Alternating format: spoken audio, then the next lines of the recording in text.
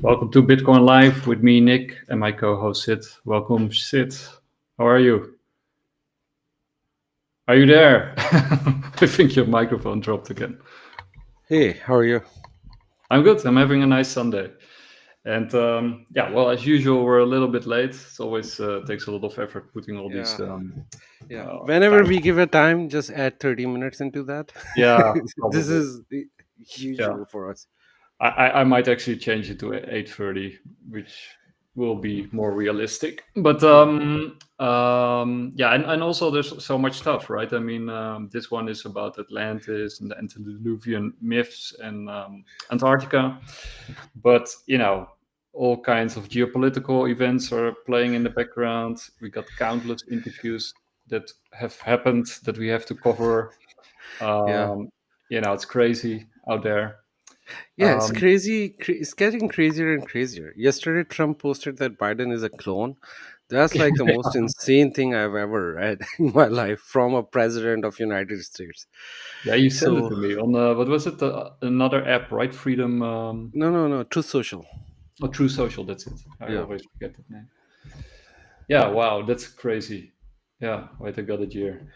I So the think. point is, the world is getting crazier. Even the president is posting stuff which you will never expect.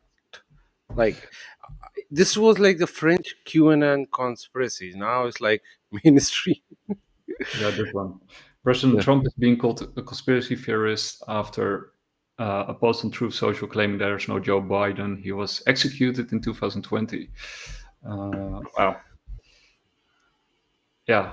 Maybe somebody hijacked his account on True Social. Dude, no, I don't think so. He never clarified, right? It happened yesterday, and he didn't say anything. He just posted it and ghosted it. Yeah, bizarre. Yeah. Truly bizarre. I mean, even And for he posted at 4:44 a.m. Probably someone else did, but because I don't think he'll be awake at that time. 4:44 a.m. okay, so what do you make of that? You, the time is different. I think it. He posted it in the night time for us because we But, have a time difference. It was showing your time. but what do you make of it? Do you have an I opinion on No, my opinion is like I'm shocked, man. I don't even know how to respond to this. it? Yeah, me too. I don't know what to make of it. I mean, like you say, Yeah. it's it was sort of some people thought that was the case. Um, I don't know, but it's pretty extreme. No, it was. It used to be a QAnon conspiracy, Yeah, and we all know that QAnon was full of yeah, shit. And now he's posting this, so I don't know what to say. yeah, Maybe you are right. Somebody else posted it on his account. yeah, yeah. Maybe his son took over his account while he was sleeping or something. I don't know. Yeah. Anyway, I want to thank our sponsors. Of course, our friends at The Organized Media for also playing on their platform, and of course, Quantum Economics and Quantum Expeditions, and Shield Folio. You can also get your own Shield Folio book, which is made of stone paper, by using the code Bitcoin Live 20, one word, Bitcoin Live 20, all capitals, and then you get a 20% discount, which is really nice because they're very useful, analog, not online, where you can store your seed phrases and your passwords. I actually have some myself, but let's just jump into it.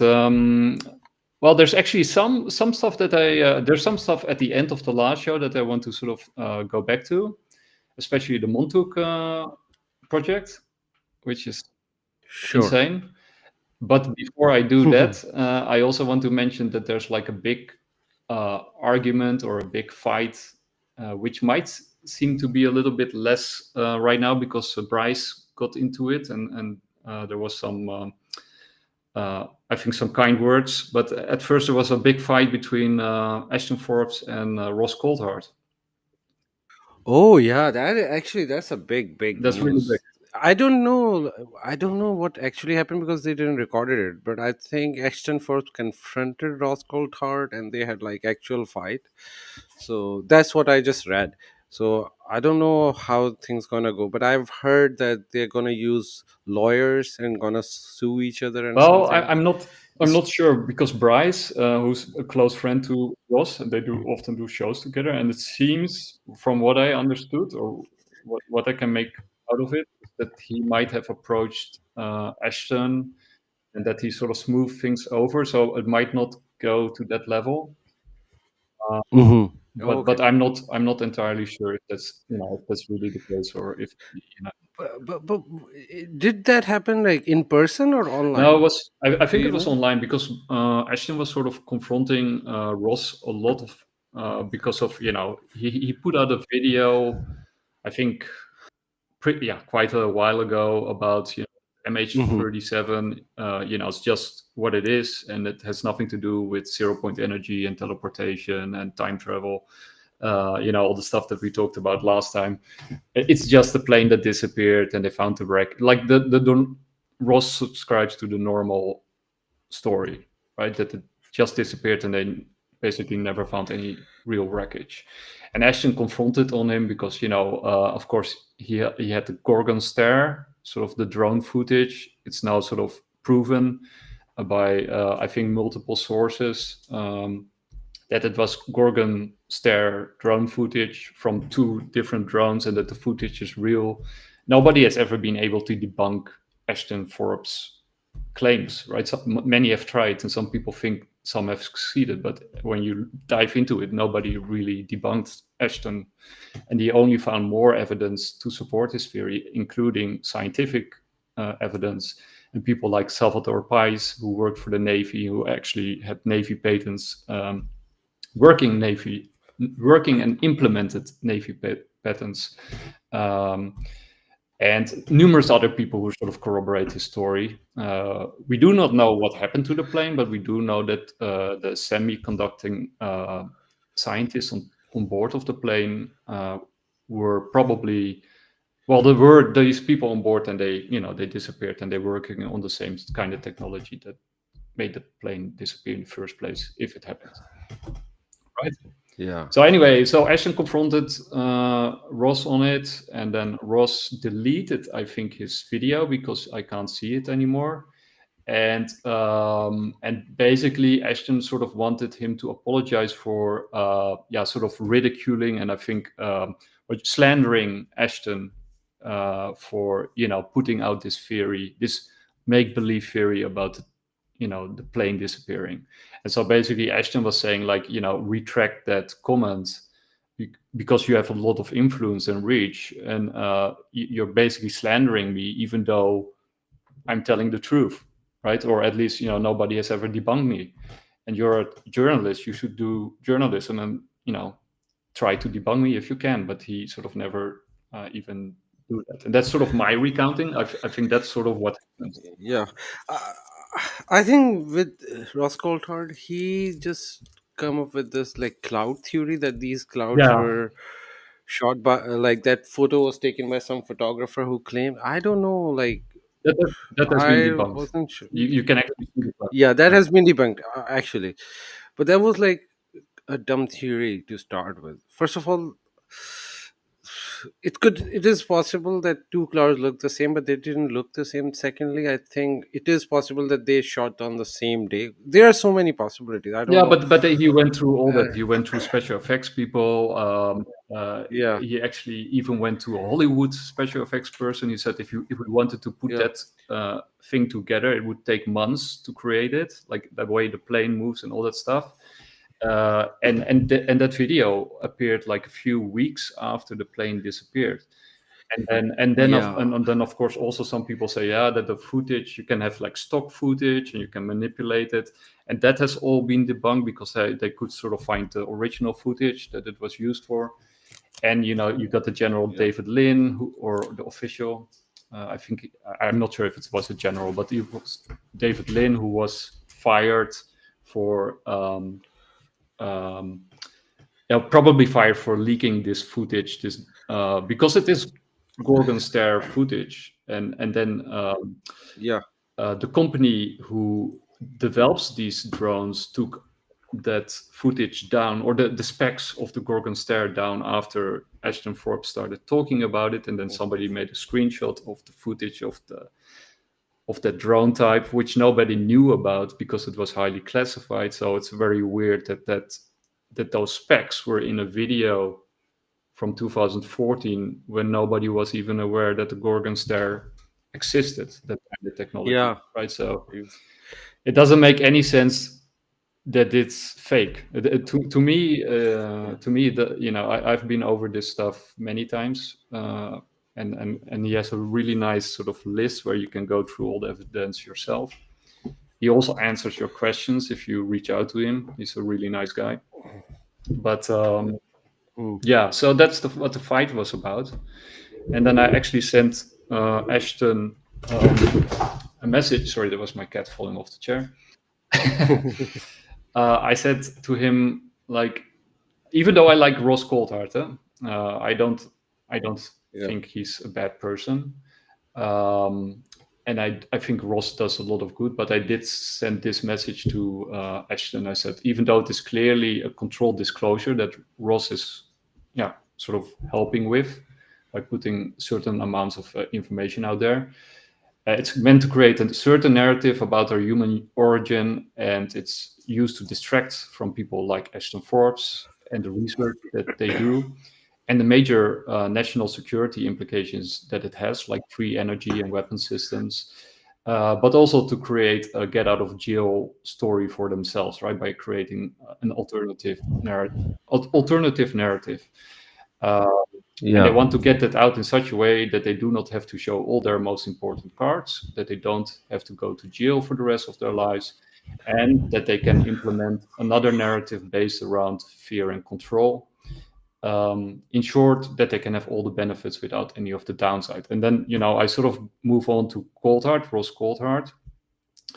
I think he either willingly or unknowingly fell victim to what he has accused other mainstream reporters of. Namely, he has repeatedly said that mainstream reporters don't want to report on the most important story in human history, so that's UAPs, because of gatekeeping.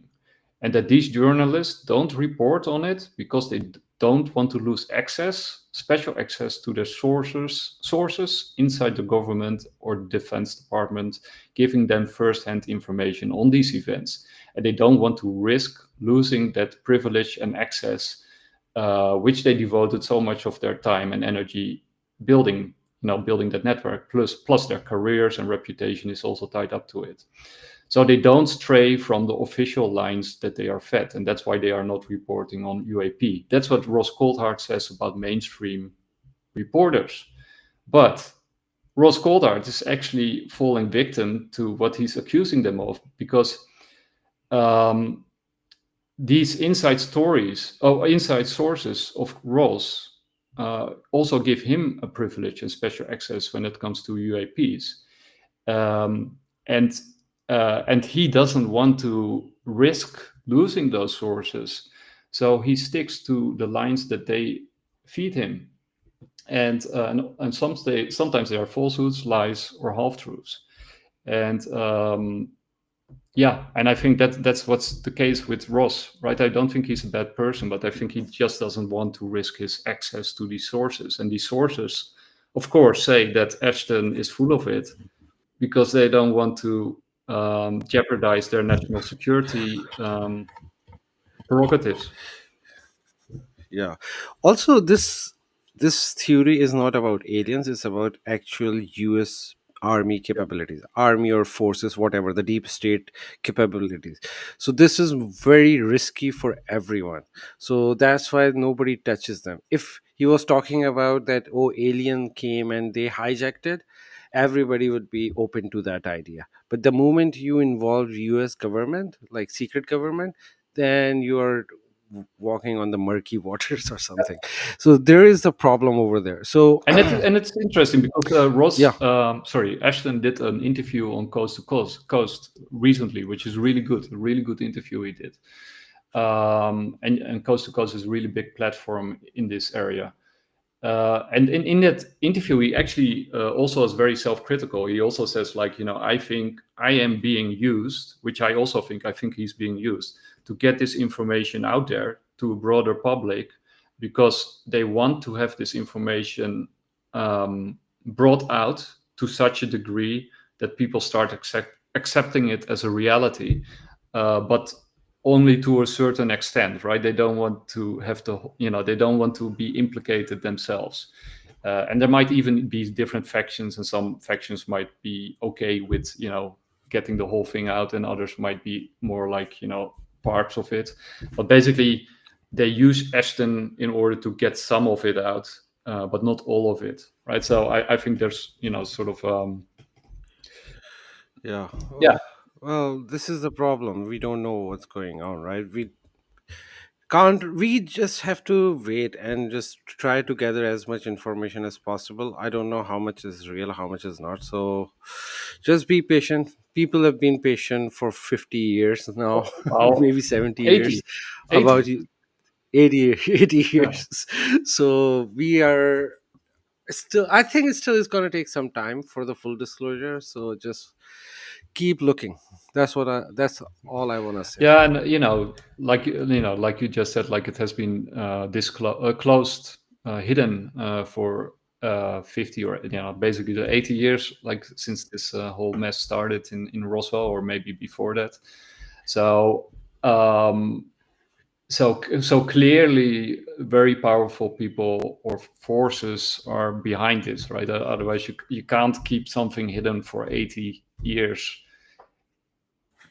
And they were not like, everybody knew about all those things, so they were Yeah, not successfully hiding no, it. no, it was, We all yeah. knew as a conspiracy things were leaking. So when the scientists came out and they say, oh, you think government is so competent that they can hide that information, but the point is they were not hiding. They cannot hide it because information leaked, including the people who worked on those bases, like number one name Bob Lazar, who was working in that base. And then there are so many whistleblowers who were talking about it, so it means they were not able to hide it, and they are not super No, no, competent. exactly. That's Yeah, why we are talking about yeah, it, because we knew from the yeah. leaks. No, So I mean, exactly. That was, what we also talked about a few episodes ago. The evidence is all there, right? Everybody can see the evidence, but for some reason, mostly ridicule, people are just not looking at the mountains and mountains of at least indirect anecdotal evidence, but sometimes yeah. pretty convincing. And then there are like documented CIA misinformation uh, projects. Like one of the most famous name is Richard Doty, who was in UFO community. There he was trying to give misinformation. So if there was nothing truth about this whole UFO conspiracy, then CIA didn't need to spend money on those like misinformation campaigns. So there was something they were trying to hide. That's why they are uh, polluting the Yeah, yeah, information. So this is also another evidence that if there was nothing, then they won't be spending yeah, money and on then that. yeah. And they were not just spending money; they were spending a lot of money and a lot of resources And on that's that. disinformation, right? You hide the truth beneath a mountain, or a haystack of bullshit, like what Eric Weinstein said. It's like, you Yeah, combine ridiculous elements with the truth, so that people don't take the truth, that they don't even see the truth anymore, because it's sort of hidden behind a mountain of nonsense, right? So that's why you can Mhm. hide it in plain sight. Plus, the truth is so outlandish that the truth itself is, hard to swallow, right? Because we've been fed a story that's so Yeah, sort of counter to what truth might actually be, if it's true, yeah, that you can't exactly, even accept it, because it would blow up your whole world view, right? So exactly. so even that's another element of control right there, that people don't want to blow up their own safety blanket. Yeah. A- And whatever the truth is, I think it definitely involved non human intelligence. Because the people say that humans have developed something by themselves. I don't believe in that, because the sighting of UFO is an old phenomenon. So at that time they were not into that technology. Secondly, if they have developed something, they usually release it to the private sector after 20, 30 years. But there has been no evidence of that, like any new technology have been released like anti-grav or anything. And those UFOs were doing that kind of maneuvers back in 1900s. Like in during when World Two, you had Foo Fighters, and then Roswell, and all those things. So Yeah, yeah, I don't believe that it's just humans who have developed some advanced technology. And if they have developed, then why they are not using it? yeah, We are in constant war. If they have like those ships, then it would be amazing for them to use it in the wars. No, but they are in the wars, they are using old jets. When I say old, I mean they are, even though they are fifth generation, but still compared to that technology, is an obsolete technology. Jets are not good compared to UFOs. So yeah. why they are not using Well, those I think jets now? Oh, those my crafts now. theory, and I think I mentioned it like many shows ago, but I think we're sort of moving toward the point where they are sort of gonna reveal these new sets of weapons. But first, they have to get rid of all the old crap, right? The legacy stuff is costing a lot of energy to maintain it and to. But I think we're going to a new sort of Hiroshima Nagasaki moment where one of the players is gonna reveal, hey, look, we're just did a huge upgrade. These are the new weapon systems. Welcome to tomorrow, right? So I think that moment is approaching where the old weapon systems are being used. They're just thrown around, and then at some point the new weapon systems are used on the old weapon systems to show superiority and to showcase who's the new superpower controlling the world. That's my opinion. It's like far Yeah, out but there, but yeah, every weapon which is coming out is like a modern version of the previous true. technology. It's not like Yeah, revolutionary. but When we are talking about the UFOs, they are like yeah, but revolutionary, I like do beyond our think yeah. we're gonna see actual those kind of types of ships are the next generation war machines that are gonna be revealed. Is my opinion. If they, yeah, if they're hiding it and they're gonna decide to use it, they are not gonna use it in a random war with another country. I think they're gonna use it to fake an alien invasion, like Project Blue Beam. Well, yeah, that I think we're gonna find out pretty soon. The way Yeah. things are going with Russia and the West, wow, wow. Well, Russia and US are friends now. Like Trump and Yeah, Putin but are friends. So, Europe is not making it very easy to for that friendship to blossom. oh yeah, I've just heard that Putin is Yeah, responding but actually, with I'm big not sure if attack you heard, but right now. my brother sent me my younger brother sent me a message that I still have to check it, but apparently Putin said that he's now willing to put nuclear on the table to use it in the Ukraine. I guess tactical nukes, right? Yeah, Tactical but nukes, yeah, that's taking it to the next level, right? And it's really strange, right? When you yeah, think about it, I've been saying this for many years now since the war started. Like in with the Cold War, you had the mutual assured destruction game theory in place, right?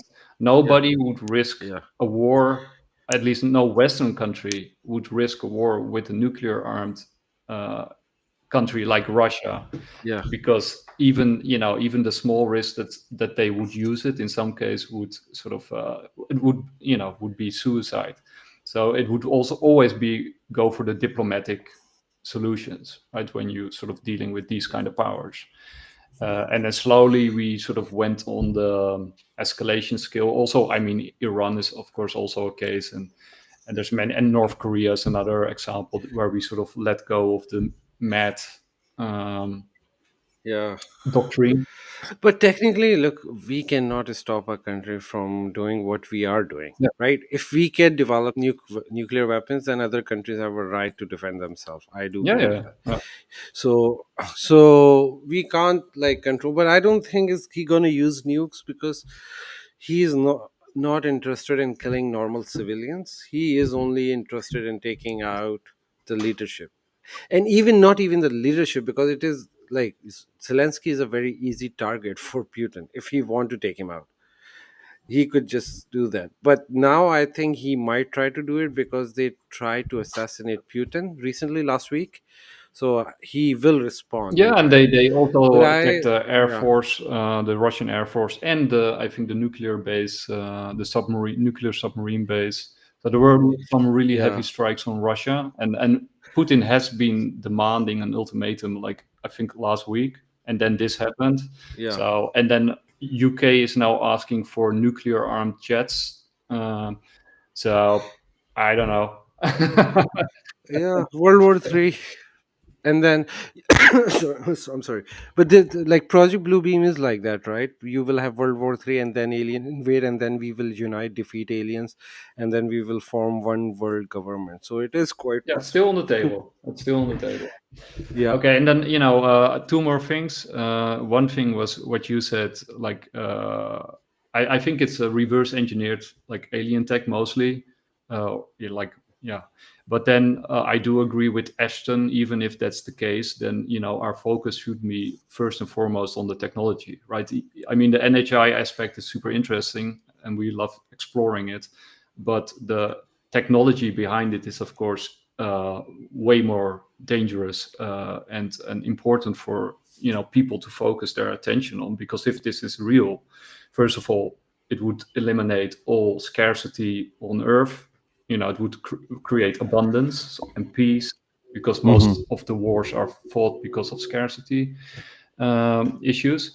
And then secondly, right, if you have like one group without oversight running operations with superhuman tech, or tech like Star Trek tech on planet Earth, right? These people are highly dangerous in and of themselves. I mean, that would be the national security issue, not that this technology get out of hand, because it already got out of hand like 80 years ago, right? So, so that, and then finally the final point, and then we were gonna start the show. Uh, It's been half an hour, and we have not even started yet. So the final point is that Ross Coulthart always says, like, why are people, why do you get all these loony peoples that are saying, oh, David Grush is not telling the truth, or this whistleblower is a psyop, and this whistleblower is, putting out red herrings. And I think, like, why are you saying that to people, right? They have been lied to for 80 years. Like, of course they would be distrustful to any soldier or a counterintelligence official who comes forward and now starts telling the truth out of the blue, right? I mean, come on, like, of course people will be distrustful. That's you have Yeah. to, yeah. I think Ross Coulthart, to be sort of believable, has to take that into account. That's a very normal, legit reaction to these events, right? Yeah. Okay. So I think it will be 2 episodes, maybe 3, because we still haven't even started.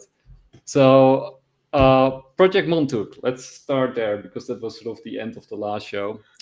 So we had this really strange story with El Bilek, and I'll link the interview with Coast to Coast down below. I suggest you listen to it, because even though we might start to debunk this story, I think people should do listen to this interview, because it's very. I don't know. It's crazy, but it's to me it sounds compelling. But then you got Project Montauk, which is tied to El Bilek and the Philadelphia experiment, which had to do Yeah. with time travel and invisibility and Nikola Tesla and all that kind of stuff, and probably anti-gravity technology. Hmm. So Project Montauk, I found out, if you like Stranger Things, the series, they actually wanted to call it Montauk before they called it Stranger Things, Oh, I because didn't know that. I Yeah. didn't know that either, because it is actually based on the stories of Project Montauk. I know that it's based on them. I didn't know that they were trying to name it Montauk. Yeah, no, it's true. Or at least, that's what I found out in one of my videos that I watched. I think I got it linked down below later. But anyway, it has it all, right? If you thought the Philadelphia experiment was crazy, well, what do you see in Project Montauk? That's like way out of this world. Yeah, But the it's same thing. too out of this world that is hard to believe and easy to debug. But I personally believe in Philadelphia experiment. Montauk, I don't know, but Philadelphia experiment, because especially after the Ashton Forbes, like the plane thing, it is quite possible that they have this technology at that time. Yeah, yeah, that's also my case. But the point is, with the Philadelphia experiment, at least with Albiolek, is sort of tied up to Project Montauk, and what's his name, Preston Nichols, who's also sort of like the main proponent in the Montauk story, who was like the sort of the lead hero slash villain apparently. Um, yeah, so that sort of testimony from Albiolek then sort of becomes, if it's untrue, yeah, sort of starts to fall away. But there's other witnesses besides Albiolek, of course. But anyway, let's sort of give people an idea what we're talking about. So we'll go to the Y files to give us an introduction. In 1943, the USS Eldridge was made invisible and teleported from Philadelphia to Virginia. And this event was known as the Philadelphia Experiment. When the Eldridge reappeared, some crew materialized in walls and bulkheads, and they died in agony. But two sailors didn't reappear at all.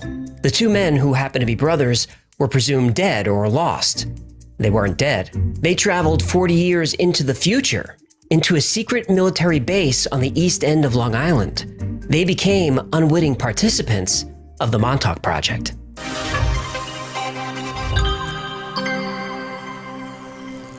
In the early 70s, Preston Nichols, an engineer who specialized in electromagnetism, worked for a defense contractor on Long Island. And during this time, he was working with a group of psychics studying telepathy and getting good results. He discovered that telepathy behaves exactly like a radio wave.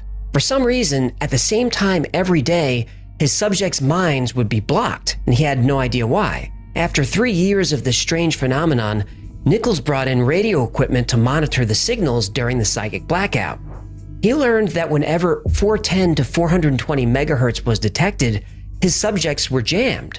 And after 20 minutes, the signal would dissipate and the psychics would open back up. Nichols built a mobile transceiver and tracked the origin of the signal to Montauk Point on the east end of Long Island, New York. More specifically, he traced the signal to a large radar tower on Montauk Air Force Base, so there was nothing he could do about it. The radio interference continued for a few years and eventually stopped. Nichols didn't give it much thought until he received a call from a friend who said the Air Force Base was now abandoned and he should go check it out. And the base was deserted, but for some reason, it was a mess.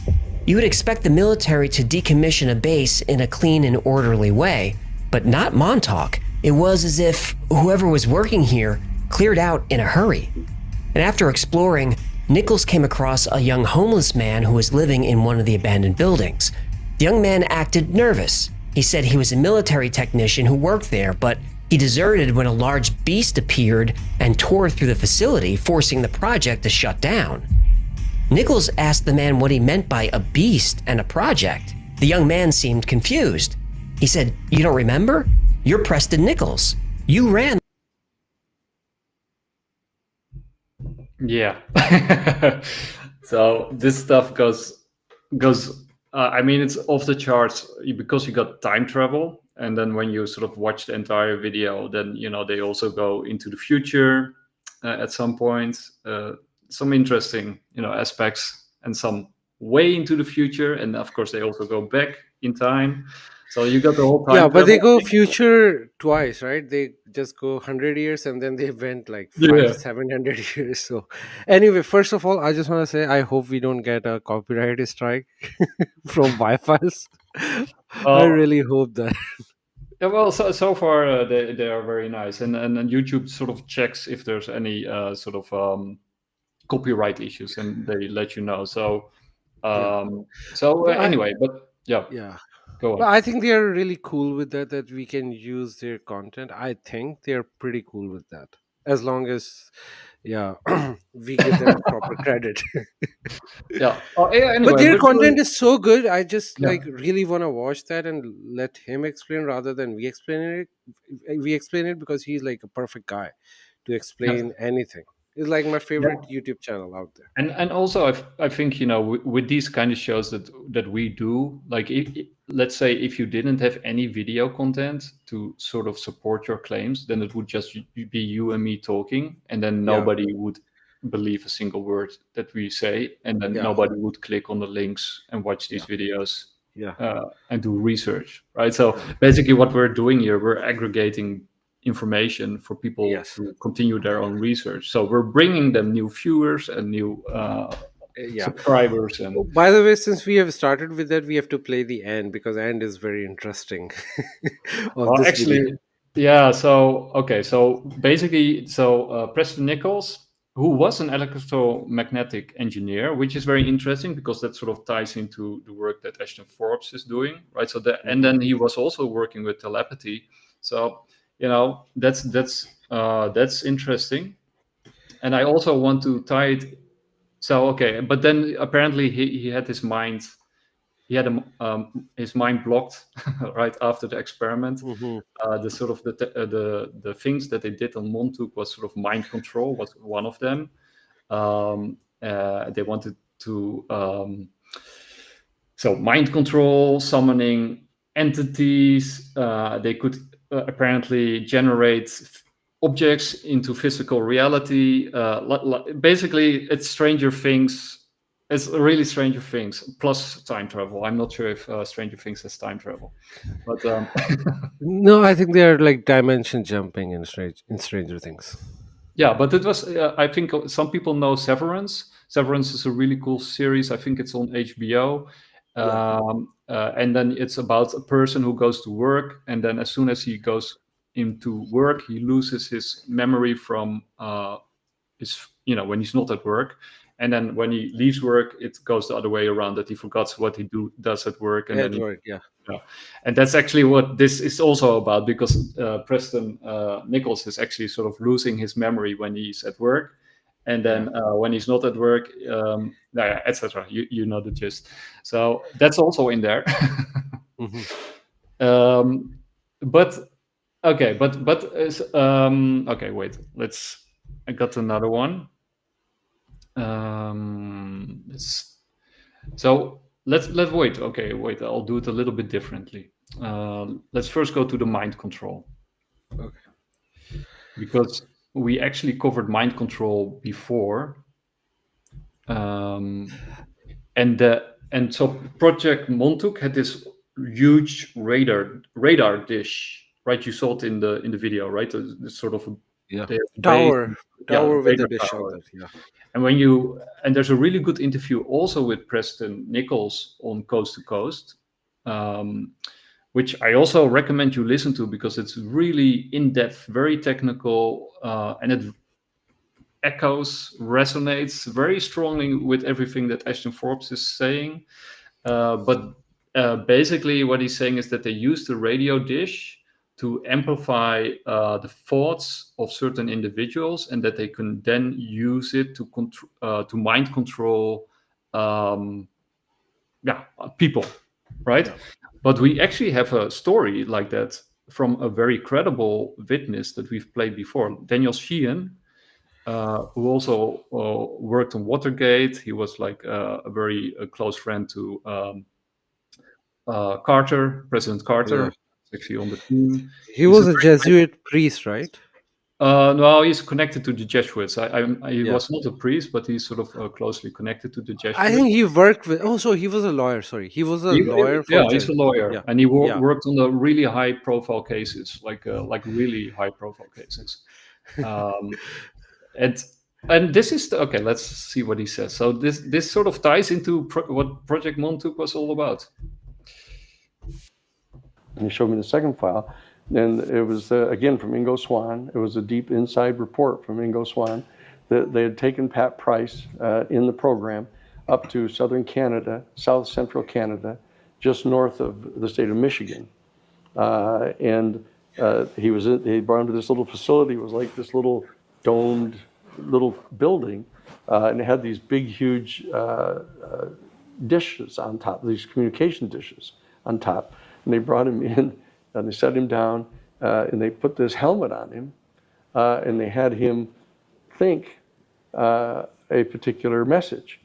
And they turned all the big antenna down to the northern peninsula of Michigan, that little section that's in there, and had him be telepathically projecting, when it comes time for you to file your national, your U.S. income tax forms next year, file them in this little post office box down in this little town down in West Virginia. And 85% of the people did it next year. No way. Absolutely way. That's insane. You keep saying that. So you're saying Scientology had some sort of mass mind control technique. No, it wasn't the Church of Scientology. What was it? This was the program. That was the program, the Office of Naval Intelligence. This was the program. But that's like, the implications of that are crazy. They're profound. Yeah. They're not quite crazy. Well, it's crazy for the average person. Do you think that? Yeah. So that, in a nutshell, is Project Montauk, what he's describing there. Yep. Yep. Exactly. So what the hell do you have to make?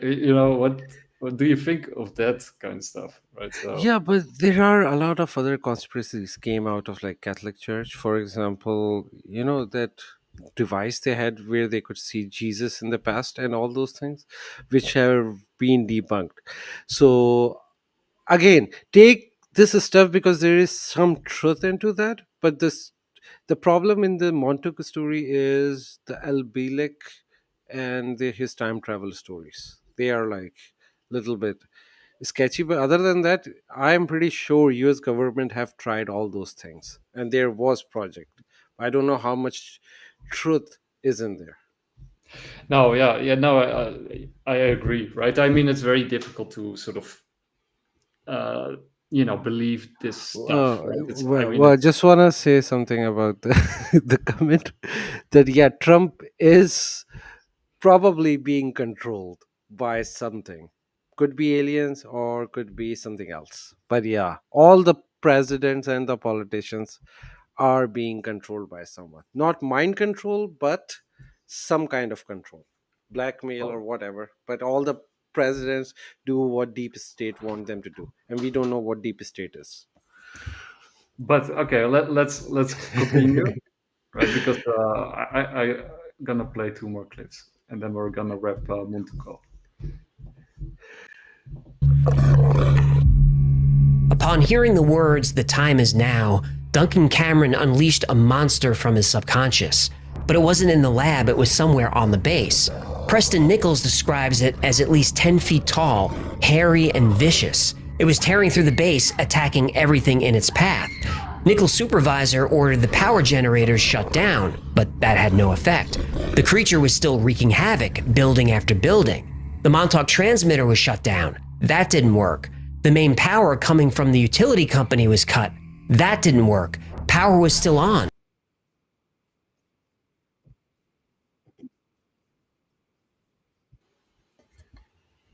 So that was that kept playing. Sorry, that was the monster that sort of destroyed the project. So they summoned this monster, which it was very difficult to do, right? Because you have to summon a monster. It's not easy.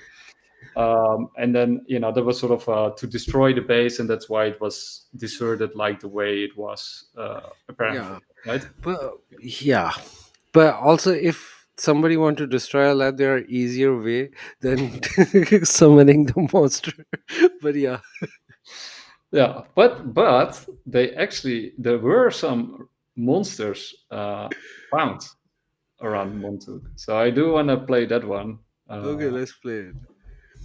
And this one I actually remember, like from back in the days. They wanted a large number of programmed boys to be used for mind control operations. The experiments at Montauk affected everything in the area. Television and radio signals were disrupted. Animals behaved strangely. In 2008, this animal washed up on the beach at Montauk. It's been called the Montauk Monster. What is this? Now, I should also point out that directly across the Long Island Sound is Plum Island, the location of the Animal Disease Center. Rumors say this island has been used for animal experiments, biological weapons, and even testing human-animal hybrids. Could this animal have come from Plum Island? What's interesting is the CDC, Center for Disease Control, is part of America's Health and Human Services Department. Plum Island, allegedly a scientific research facility, is part of Homeland Security. Maybe we need to do an episode.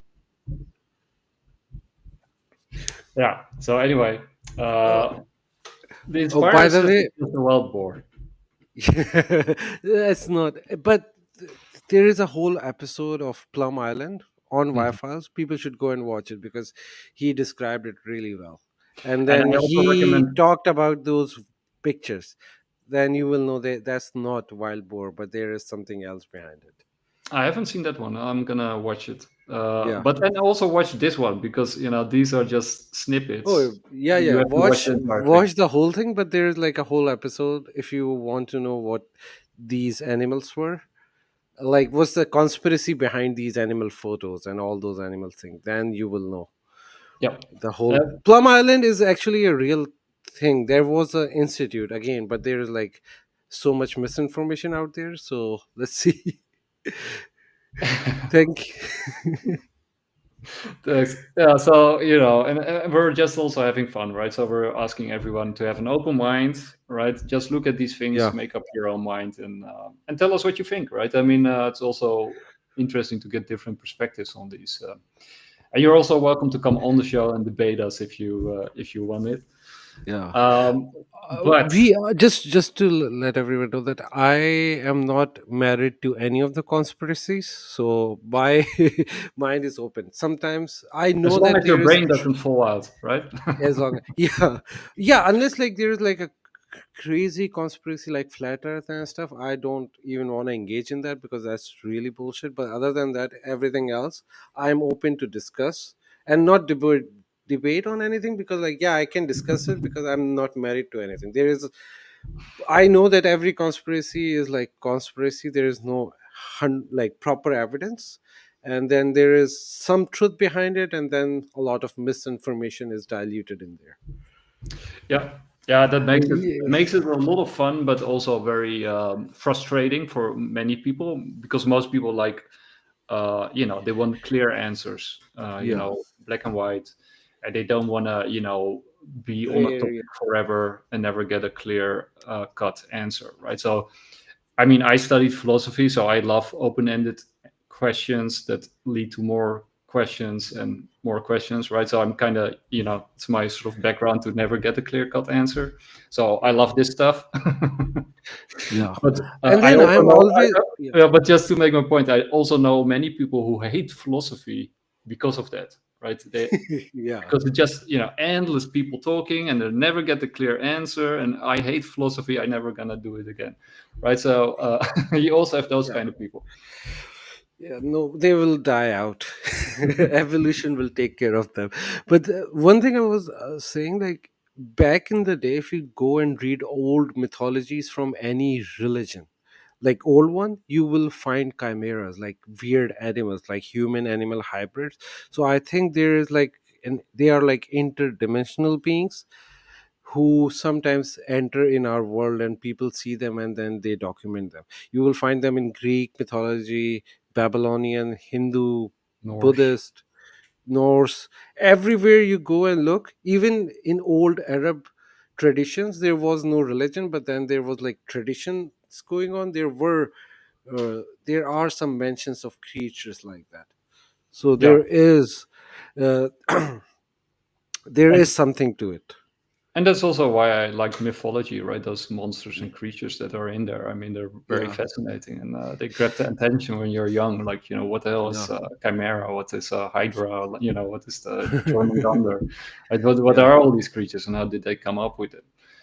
I think we're now gonna move into the Atlantis and the Antarctica stuff. We are Halfway like through, almost 1 hour in and we didn't even started our first topic. so Atlantis. Yeah. and this one will sort of lead into it, but I think it's also sort of important to get it out of the way because we're big fans of Jay Anderson and Project Unity. The guy is amazing. Like, he's so eloquent and he's so smart, and respect to Jay Anderson and the work that he does. But he actually also did a lot of work on the Khafre pyramid, and the pyramids, of course, tie into a lot of this stuff, as you will see.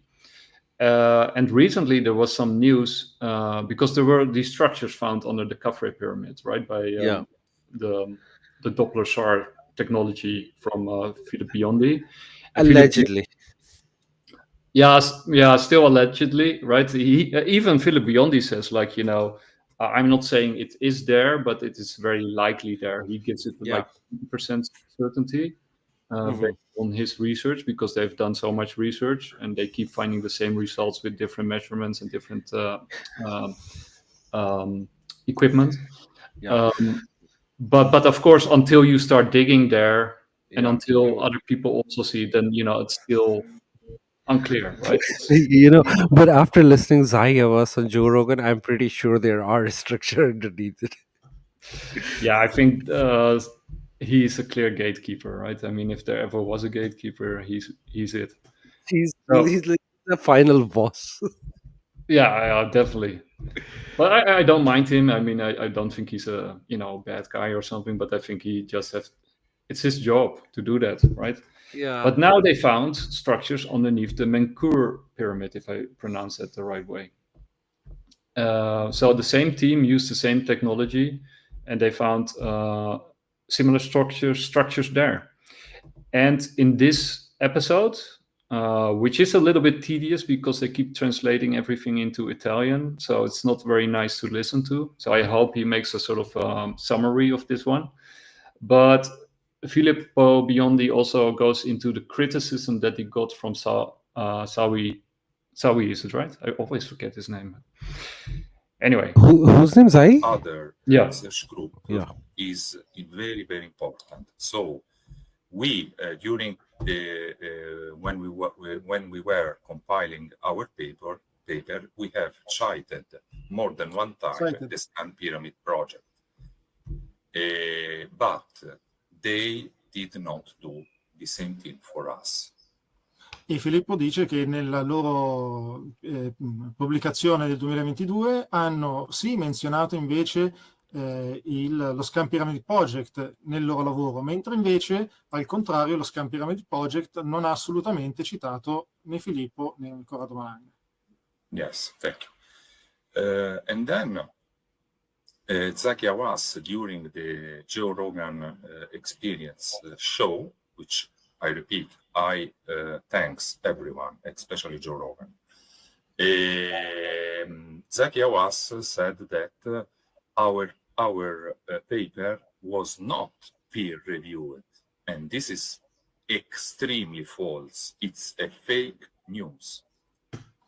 E Zaki Havas ha sostenuto nella trasmissione invece che non c'era nessuno studio che desse sostegno alle ricerche del Khafre Project, mentre invece chiaramente erano state pubblicate. Yes, Roberto, I say again, he said that our paper was not peer-reviewed.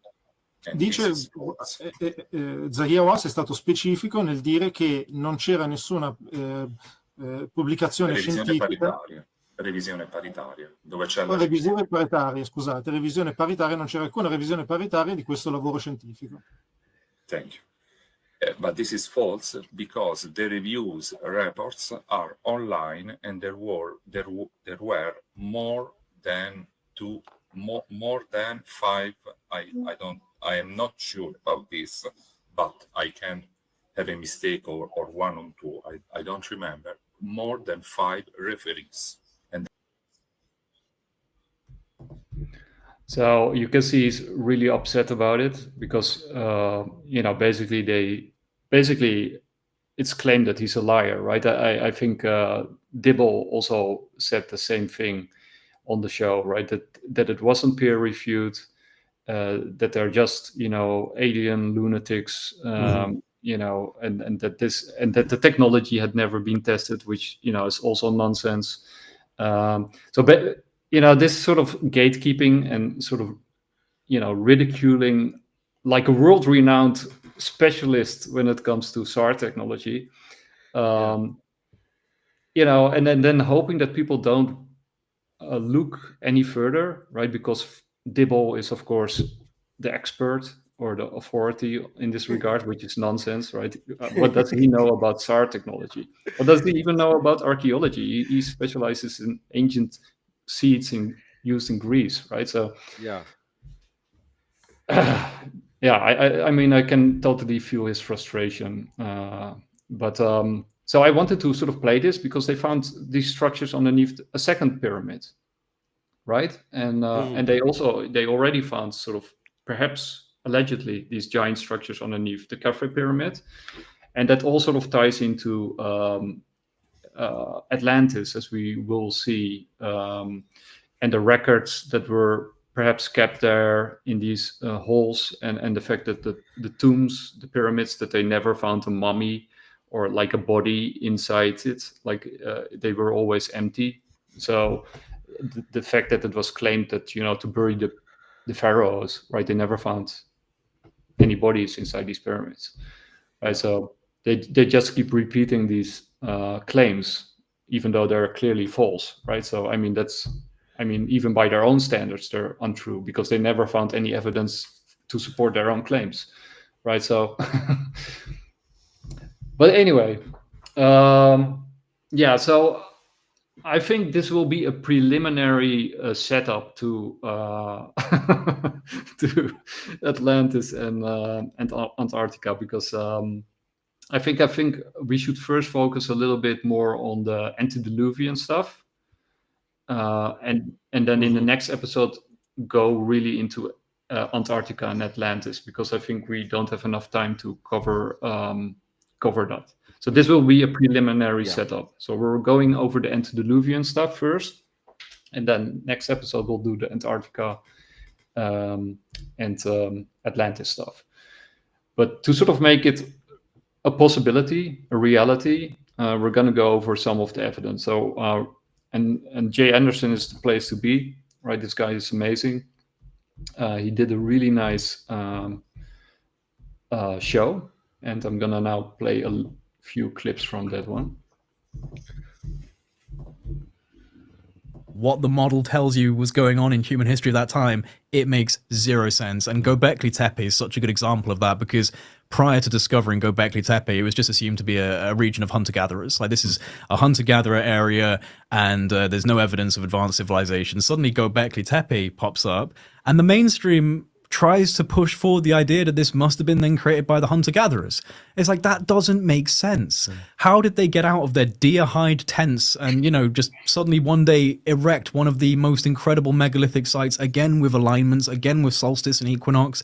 They had knowledge of the sun, knowledge of the stars, knowledge of acoustics, knowledge of mathematics, knowledge of incredibly hard stone engineering. We're talking granite and diorite and andesite, things that are really high up on the hardness level. You know, so they were able to somehow, without any, and at this point with Neolithic, we're not even talking bronze and copper. They haven't got any of that. They haven't got literally any of that. And somehow they created things like Stonehenge and these other areas. Newgrange in Ireland is another fascinating one. It just looks like a huge dome from the top. Incredibly sophisticated architecture that mimics, whether that mimics this or this mimics that, can't tell which one came first. But when I went to Malta, so many of the stone building projects there just look like. So, you know, we already sort of mentioned that, right? That Göbekli Tepe and Karahan Tepe are sort of evidence of a highly sophisticated civilization that came out of nowhere, right? Because that's just before the Younger Dryas hit, right, with the flooding and the catastrophic the catastrophes that hit the Earth back then. And then you get like a fully fledged, highly evolved civilization from out of nowhere, right after those periods. Even though, according to the original model, the model that we have now, they were still hunter-gatherers, right? We basically went over this before. Yeah. And I actually also found this one, which I wasn't aware of, but which is basically another time anomaly. I found the Lion Man. Do you know the Lion Man? No, let's see. What's The that? Leeuwenmensch in German, and it was found in I think it was 1939, if I get it correct. Well, it doesn't really matter, but this is it.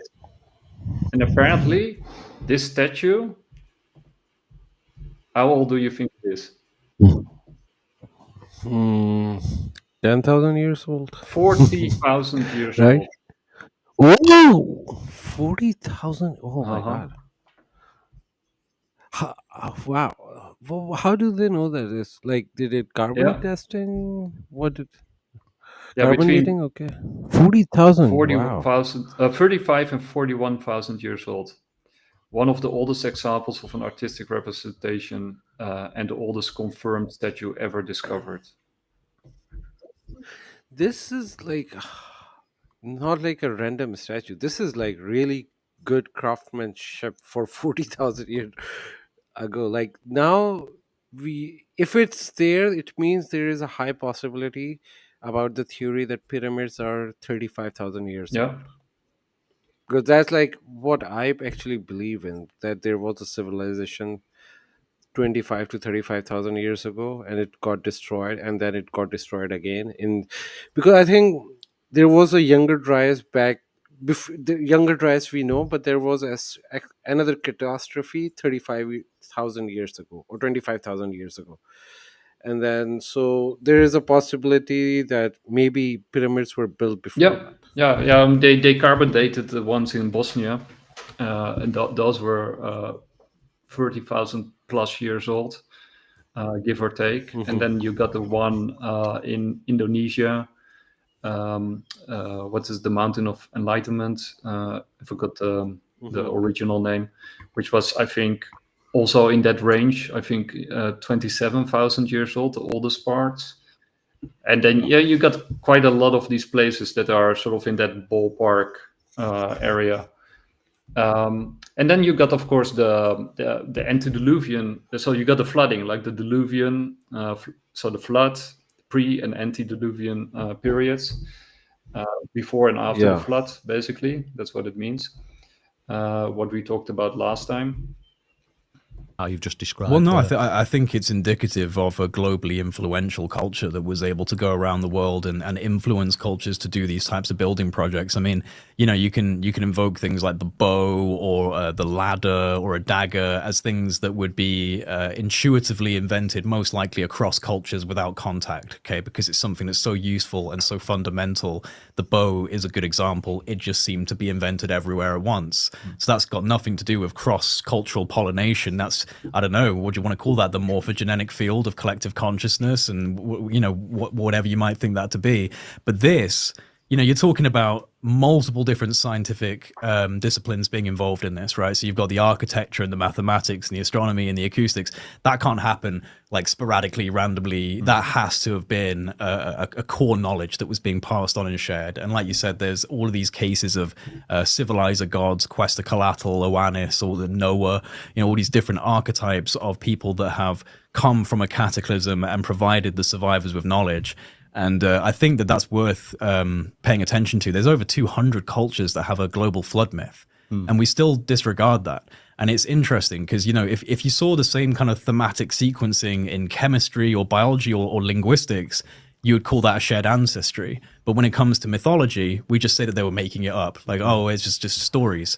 But when every country and culture has a story of a global flood, a global deluge, and so many of them have stories of advanced beings or, some individual arising from that with the knowledge of building a civilization again, yeah, like we should take that seriously, I think. It was so shocking when Ancient Apocalypse came out on Netflix and you just saw like Rolling Stones, New York Times, The Guardian. This is such a dangerous conspiracy theory, adult documentary. It's far right. A lot of this is far right ideology. And a lot of that comes from the kind of like neo-Nazi beliefs of Atlantis. So a lot of the the upper tier of the SS back in, you know, the Nazi German period were very interested in Atlantis and this idea that they came from a seed race. And so the like kind of far right neo-Nazis of today adopt that whole Atlantis mythology, which means that when you discuss it, people can then kind of claim that you're a racist or that you're trying to, you know, bring, and that's what happened with Graham Hancock. And it's just insane. I mean, he's a multicultural family, for the love of God. It's completely insane. But this is what happens. And they show their hand. They show their hand with how unbelievably biased they are when it comes to discussing alternative theories. And the only other thing I'll say with that is that saying that he was promoting kind of like racist and far-right ideologies when he's actually just listening to the indigenous stories. Like, he's doing what the West didn't do. We go over, we make an assumption about the culture, and we bring that back and we teach our children. He goes out there to Peru and sits down with the shamans and the Sufis and the different people, the holy people, listens to the oral traditions, and they say, well, you know, this place, Saxa woman, came from a much older civilization than the Incas. But then Western historians will say it's the Incas. So it's just like this weird dynamic where he's actually paying attention to the cultural heritage, the cultural myth, the cultural story, the cultural folklore, and being branded a racist for that. So yeah, it doesn't make any sense when you dissect it at all. Yeah, so that basically also the arguments that we talked about last time, right? It's kind of funny. It's almost like he listens to our shows. But that was exactly what we said. Like, you know, it doesn't make any sense to call somebody who actually listens to the cultures and what they tell themselves about where something comes from. Yeah. And then taking that serious, what they tell you about where it comes from, and then being branded a racist for doing that. Instead, you should ignore everything they say and tell them where their own stuff comes from and that it's theirs. And then then you're okay, right? And then you just ignore like the mountains of stories of myths that are, you know, corroborating each other all over the world, and that point to something that is actually now basically proven, right? Because we did have a major flooding, and Göbekli Tepe is in that time zone, right? It shouldn't be there. It's an anomaly, right? And the same goes for the Sphinx with the water erosion and, you know, all of that other stuff. And wait, I actually have that one ready here. So let's go to the water erosion of the Sphinx, because for the people who are not familiar. You got the erosion in the Sphinx enclosure, which is just obvious. In fact, it was so obvious that when Dr. Robert Schoch was standing inside one of the lines that has been caused by this degradation from water damage, the Egyptian government bricked up that particular area, which was just such an obvious chasm of where water had been pouring down. They literally put brick and mortar into it and filled it up. So it just, you know, it signifies, again, going back to what is the agenda here. There's an obvious desire to not let people entertain alternative theories about the age, about, you know, the origin, completely saturated with scientific principles, and pi is represented, the golden ratio, the fact that it sits on true north, the fact that you can actually get like the circumference of the earth from the parameters of the pyramids. There's so much encoded into the pyramid itself, pyramids themselves, that in of itself feels like something that needs to be reverse engineered and understood, and you get the knowledge of whoever was building it. You know, they've encoded their astronomy, their physics, their mathematics, their art, their acoustic sciences. That's another very interesting element of prehistory as well, is the acoustic engineering that's present in so many of these megalithic sites, whether it's Stonehenge in England, or Newgrange in Ireland, or the Hypogeum in Malta. Like, there's so many of these incredible sites that are tuned, specifically tuned to types of harmonic ratios that actually interact with human consciousness. So that's another element that's also present in the pyramids. The King's Chamber is harmonically tuned to, I think, 110 hertz, which is the same range that's associated with meditative consciousness. And so, like, you know, there's all of these implications about the acoustics and harmonics. But yeah, like, the pyramids themselves seem to be scientific reverse engineering projects where you find out more about the culture the more you understand how they built it. But in regards to underground, that could really be the true treasure, like the real knowledge, the real artifacts, the scrolls, the information from potentially a pre-cataclysm civilization. That's where I lean. I know that that's where Graham Hancock leans with a lot of this, maybe not particularly with the pyramids, but he's very open to the idea of a... Yeah, so, you know, that I mean, yeah, what do you think, Sid? Oh, well, first of all, I want to say that he was mentioning about acoustic technology. I know about, and he previously in previous video he mentioned about Sufis. I know some Sufis, and I really like them.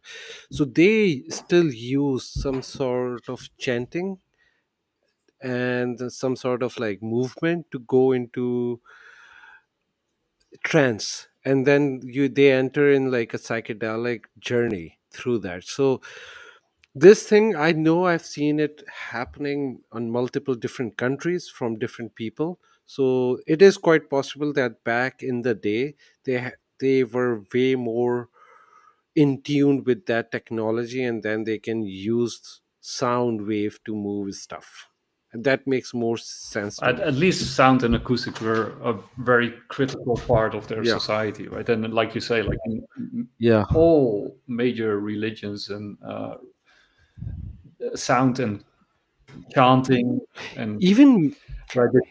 and if you notice one thing, in even in magic, whenever you talk about magic, they use a spell first and then something Incantations. happen. So yeah, so those spells are what, like sound tech, they are utilizing sound technology somehow. But people who don't understand, they think they are doing spells and they are making it appear, but I think they are still using some sort of sound technology I over want to there. play two more clips from Jay Anderson. I actually have more because his stuff is too good. But just watch the entire thing, and I'll probably save some for next time. But so it's not only that all kinds of mathematical principles are sort of encoded in the pyramid. Even when sort of the light on the equinox shines on the pyramid, it shows that it's not four-sided, but it's actually eight-sided because it has like a what was it, 1 degree indentation on all sides. So it's actually a star, but it only shows itself Yeah. on the equinox every X amount of years. I forgot how many years. But then the sun is at exactly the right point, and then it shows itself. And then you have to fly. You have to fly over it to see it, right? So that's also interesting because Yeah. if you build these things with a 1 degree indentation on each side, which how the hell do you do that? But then it's only you can only appreciate it or know about it if you're flying over it, right? So why would you build that if you don't have a flying machine, right? Or if other people don't Yeah. fly. Also, how do you know that it's going to happen on that day? So it means they have tested that technology before building this behemoth of the monument. So there's so much into that. Anyway, let's play the Yeah, clip and then so we'll that talk. technology right there is mind-blowing, right? And the size of the blocks and all that kind of stuff. But you also have these kind of technologies. Peeling Roman concrete. This stuff is incredible. They only recently, I think in 2023 at MIT, managed to recreate this concrete. But even then they had to use like synthetic variants. They had no idea how to truly make the recipe for this concrete that gets harder over time. And when cracks appear in it and water enters the crack, it calcifies and turns into more concrete. So it's like nanoparticle self-healing concrete, right? There are like these weird anomalous advancements in ancient Roman Greece that would suggest ancient knowledge that they were having access to, maybe from Sumeria or Mesopotamia. And even the Sumerian and Mesopotamian history seems to reference older knowledge coming from a more ancient past. So my question is, why do things keep getting more advanced the further we go back into time? That's contradictory, right? It shouldn't get more advanced stonework, more advanced technology, and yet that's what we see. I think the Younger Dryas and like the Meltwater Pulse 1b do explain, again, over 200 cultures have this global flood myth. A lot of those cultures will attribute a more advanced civilization prior to that flood. And the anomalies that we pick up across the world that do not match with the known capabilities of the time period we attribute it to is all evidence that there is an anomalous chapter that... So you got that one, the self-healing concrete of the Romans, which they haven't been able to replicate, only to, get a substitute, which sort of does the same thing, which is inspired on the original. Which is kind of mind-blowing, right? With the technologies and the knowledge and the science that we have right now, that they can still not replicate or understand how the Romans did it back then. And then you have this one. from mainstream history is like, well, where is all the evidence? Where is all the evidence of advanced knowledge and advanced technology? I don't even understand that question anymore. It's literally everywhere, my man. Like, go to Egypt and look at the machining tools. Go to Peru and look at the Cyclopean stone walls of Sacsayhuaman, which are multi-ton and fit together like jigsaw pieces and look like they've been melted into place. Like, and the artifacts, like the fact that you've got these incredible Phoenician jugs that are perfectly balanced and mathematically balanced to the point where you would actually need a modern computationally driven machining technology to achieve that level of balance. And then you have that right next to like really bad uneven pottery, which makes sense for the time period. So what are these anomalies? Where do they come from? There's a really interesting cup. I think it's pronounced the Lycurgus cup. It's LYRCGUS or something like that. It's in the British Museum, and it's this incredible cup. I think it's 4th century, and it's Roman, but it's actually got nanoparticle gold and silver alloys embedded into it in a specific sequence that allows for a type of surface plasmonic resonance, right? This is literally true, that changes its color from green to red when the light bounces off of it and reflects. And basically the effect, this incredible like red to green shifting that looks so magical when you see this cup. It's this incredibly crafted goblet with this glass. The effect is only possible because of these like 50 nanometer gold and silver particulates that are embedded into the glass. So that's literally what's the name of this again? Lycurgus, LYRCGUS, something like that. The Lycurgus cup in the British Museum. Okay. And it literally by definition is nanotechnology. By definition, because it's using in a particularly distributed manner nanoparticles of materials to produce an effect. So that's nanotech 2,000 years before it was supposed to happen. So but again, you don't see these cups everywhere, so it's an anomaly. So where did the anomaly come? Where did that knowledge come from? Yeah. So Oh my god, that was yeah. incredible. Oh, you didn't know that one yet. Oh, No, I didn't know about this cup. This is I knew that they had cups which changes color, but I didn't know that how crazy it was to do it. Like they were using nanotechnology. Now he explained it. I'm like surprised. Wow, how did they do it? How did they know? yeah. How did they know? And then you What got to the do? Antikythera Yeah. artifact.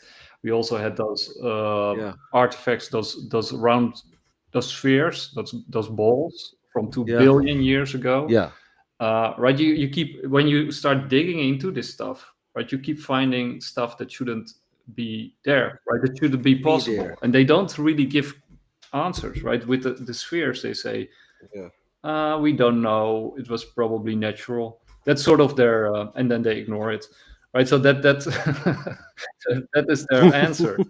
And I understand it, right? If you find something like that, it blows out, blows to smithereens your model, right? So you cannot really touch it. It's sort of toxic, right? Because it's too dangerous to handle. And that's also what I like with Graham Hancock. For everybody who hasn't had the pleasure yet of watching Ancient Apocalypse of Graham Hancock, which is brilliant, especially season 1, which I find better than season 2. But season 2 is still good. But season 1 is really mind-blowing, especially if you watch it till the end, because the last episode is the best episode. But It's really mind-blowing if you don't know anything about that and you are just like entering into that. Like that's crazy. So like if you don't know, like for the people who are not into these stories and they just watch it, their mind yeah, would be and blown. it's like beautifully crazy for made. it, It's yeah. very well shot. Like it's high production value. The episodes are like 23 minutes, so they're not very long, and they focus on case after case. Like Göbekli Tepe is one of those cases, and the Temple of the Enlightenment in Indonesia is another one. But they have these different cases, and then you got different kind of. So it's not Graham Hancock; it's actually different researchers who sort of run into cul-de-sacs or dead ends because they don't, doesn't make sense within the current model. And then he presents his alternative model, and in that model, it does make sense, right? So it's actually, he's using the research of well-established, well-respected people in their own field who don't have this sort of interdisciplinary alternative framework. that Graham Hancock presents to them, and within the old framework, they are stuck, right? They find an anomaly which doesn't make sense, but within a alternative, it does make sense, and that's sort of what he does in that show, which is really nice, like a really great show. And we're we're already at 120. Oh my god. Now, so what we're gonna do, we're gonna save those Atlantis stuff for the next one. Yeah. I think. Yeah, and even for antediluvian, when we talk about that in the next episode, I will discuss some characters who are mentioned in different mythology. It's not just a flood, but there is a specific guy you will find in all those, in multiple, not in all, but in multiple different religions or mythologies, including Epic of Gilgamesh. I'm talking about the flood survivor. There is one guy who survived flood. He is mentioned in Epic of Gilgamesh. He is also he is a well-known character in Islamic myth. It's like in Islam, not the Islamic religion, especially in Quran. He is also mentioned, that the guy who survived, and I'll discuss that in the next episode when we talk about that. I do want to show one thing. This is also from Jay Anderson, but from his Twitter feed. Give him a follow. You won't be bored. So he pointed out this picture from the pyramid, right? And basically, what you also see on the pyramid is water erosion, like with the Sphinx. So, like, basically, what you're seeing is a gigantic flood. That is, it looks like giant waves were once crashing up against the top section of the pyramid. Right. So even the pyramids themselves are telling us a different story, besides the mathematics and the astrological alignments. I mean, also with astrological alignments, you have to realize that the Sphinx perfectly lines up with the equinox with the sun, right? It's perfectly aligned with the sun. Graham Hancock actually went on the Sphinx. He got permission to go on the back of the Sphinx and then sort of get sort of that alignment. I think he made a picture of it. I'm not sure, but it perfectly lines up with the sun, and of course also with the star sign Leo. But that's about 12,000 years ago that it sort of perfectly lines up with the star sign Leo. So basically also embedded in stone with the pyramids themselves and with the Sphinx, which is basically one thing, is that when you sort of wind back the stars, how they were aligned in the past, and then you see that there's a perfect alignment with the pyramids and the Sphinx about 12,000 years ago. So basically they gave a timestamp in stone when they were built, right, for us to find out, like. So anyway, with all of that, I think with the previous episodes we went over time travel and time anomalies, and I think regarding time travel, just give Ashton Forbes a follow, right? He can also use the support and dive into that rabbit hole, because it is a rabbit hole. I also wanted to point out with Ashton Forbes, right, because the videos from the MH370, they are from, I think, 2014. It was 2014, right? Yeah, I think it was 2014. Yeah. That the plane vanished, and then they apparently made the plane disappear, but that is mind-blowing if it's true. But if you realize that the story from Michael Herrera in Indonesia, the episode that he's recounting, we talked about that too. He did sort of a peacekeeping or sort of a rescue mission in Indonesia because of the flooding, and the people were traumatized and they needed help, and he was part of that force to help these people there. And then he encountered a spaceship, right, in the Indonesian jungle with American forces protecting it, apparently American. We don't know because they were not wearing badges. But but that, that sort of story has been sort of corroborated also by Jake Barber and others, also Stephen Greer and other people. And it sort of aligns with all the stuff that we know also from David Grush. Or imagine that you have, what was it? I think a 30 feet octagonal shaped saucer. I think it was something like. It was Or like was it really 300 big. feet? I don't remember the shape, but I it think was it was like 300 really feet. big. It was 300 UFO. feet. So an octagonal shaped saucer, 300 feet, that's guarded by apparently sort of black op American mercenary type people, which were loading up other people who were traumatized by the disaster and were apparently recruited for a psyop, psionics training, whatever experiment. Well, if that's true, right, that is in 2009, and that thing went into the air, and then it went into hyperspace mode into the distance, right? So if that's true, right, it's in 2009, then why couldn't we make a plane disappear in 2014, right? Yeah. No, there were two different things, because like that one was like real alien UFO technology, and then 2014 one is like a whole different thing, because like three small like spheres came around, circled it, Yeah, and I then know, made but it I disappear. mean that. So I mean, what I'm saying is both are probably reverse engineered tech, right? In both cases, because it's human. I'm not no, I'm not sure about Michael Herrera's UFO. I think that was an actual alien UFO, because we don't know what was going on. I know what I believe in that story is that humans, like some kind of like human deep state secret version, was working with aliens to abduct Yeah, people okay. or do something. So I think that was like Yeah, okay, but human alien version, and this yeah, but is just okay, human but technology. let's say first of all, we don't know if that's the case, but let's say you're right, and it's the case. It's a collaboration between humans and aliens of some kind. Then why couldn't 2014 also be a collaboration between humans and aliens? And right, I mean, they're just using different kind of tech. Yeah, yeah.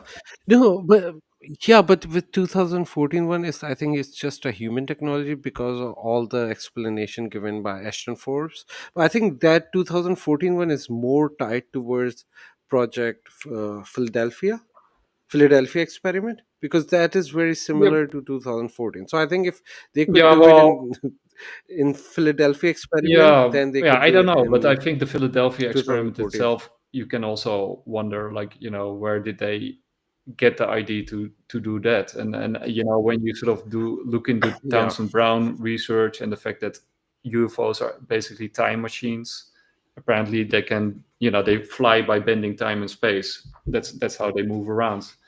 yeah. And then the way I sort of understand it is that through nuclear fission, you can with the so with okay, I'm not I'm not a scientist, but apparently in every sort of minuscule or grain of what's a drop of an ocean, there's in a drop of an ocean there's an ocean of energy, right? If you can sort of extract it from the Hmm. molecules, and that's sort of how they bend space and time. And with nuclear fusion, or with nuclear technology and the splitting of atoms, the technology that they use now to do it is actually more primitive than what you can actually do the same thing by using electromagnetic means to stabilize the molecules. And that's how you get sort of these infinite amounts of energy. So you can basically you can make nuclear fusion reactors with new tech that uses magnetic means to sort of extract that energy on the quantum level, or whatever. That's my sort of take from it as a total what you call it in English, noob. I don't, I'm not a Yeah. scientist, or yeah. Anyway, So doesn't matter, but the point is like, that sounds pretty much like the same kind of technology that they are using, and that it's connected to time travel and or time manipulation. Yeah. Right. So there's another show of the bigger picture. We're gonna save the Atlantis and Antarctica stuff for next time. I got some really cool stuff lined up. I think there will be 2 more shows because it's a lot, and it deserves 2 shows, right? I think Antarctica in itself deserves a show, and Atlantis deserves a show. So we'll just make 2 shows out of it, and then try to cover as much ground as we can. Yeah. So do you want? We will just split one show specifically for Antarctica and one for. Yeah, but that will be very difficult because I'm not sure about your research, but if I dive into one of those, the other one automatically. Yeah, it's true. Yeah. It's true. They are connected. So let's see. Let's go with the flow. Let's see. We'll come back next time. And let's start Atlantis and Antarctica. Well, with that, we'll wrap things up, and we wish everybody everywhere a good night, good morning, or good afternoon, and take care. Bye.